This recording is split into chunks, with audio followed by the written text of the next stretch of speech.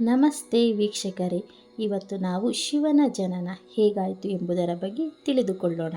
ಶಿವನು ಹಿಂದೂ ಧರ್ಮಗಳಲ್ಲಿ ತ್ರಿಮೂರ್ತಿಗಳಲ್ಲಿ ಒಬ್ಬರು, ಆದರೆ ಅವರ ಮೂಲವು ಉಳಿದ ದೇವತೆಗಳಿಗಿಂತಲೂ ಹಿಂದಿನದು.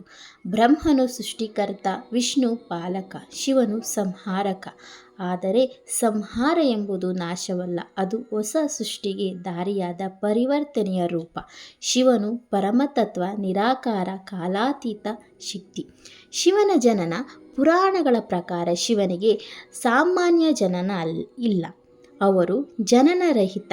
ಬ್ರಹ್ಮನ ಭ್ರೂ ಮಧ್ಯದಿಂದ ಪ್ರಜ್ವಲಿಸಿದ ಅಗ್ನಿಯಿಂದ ಹುಟ್ಟಿದ ರುದ್ರನೇ ಶಿವನ ಮೊದಲ ರೂಪ ಎಂದು ಕೆಲ ಪುರಾಣಗಳು ಹೇಳುತ್ತವೆ.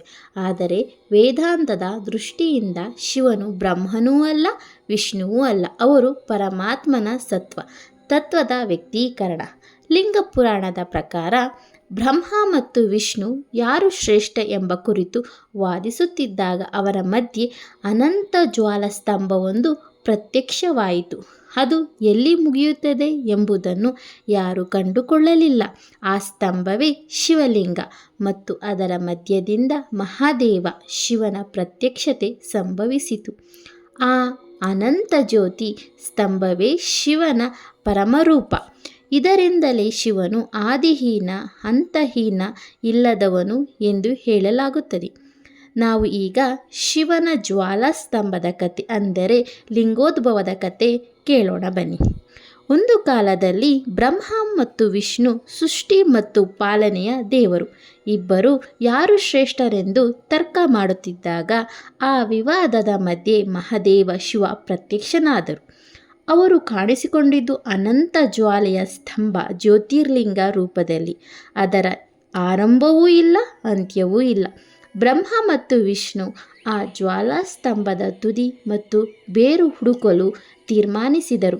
ವಿಷ್ಣು ವರಹ ರೂಪದಲ್ಲಿ ಕೆಳಗೆ ಹೋಗಿ ಬೇರು ಹುಡುಕಲು ಪ್ರಾರಂಭಿಸಿದರು. ಬ್ರಹ್ಮ ಹಂಸ ರೂಪದಲ್ಲಿ ಮೇಲಕ್ಕೆ ಹಾರಿದರು, ತುದಿ ಹುಡುಕಲು ಹೊರಟರು. ಅವರು ಎಷ್ಟು ಪ್ರಯತ್ನಿಸಿದರೂ ಆ ಸ್ತಂಭದ ಆರಂಭವೂ ಅಂತ್ಯವೂ ಕಂಡುಕೊಳ್ಳಲಿಲ್ಲ.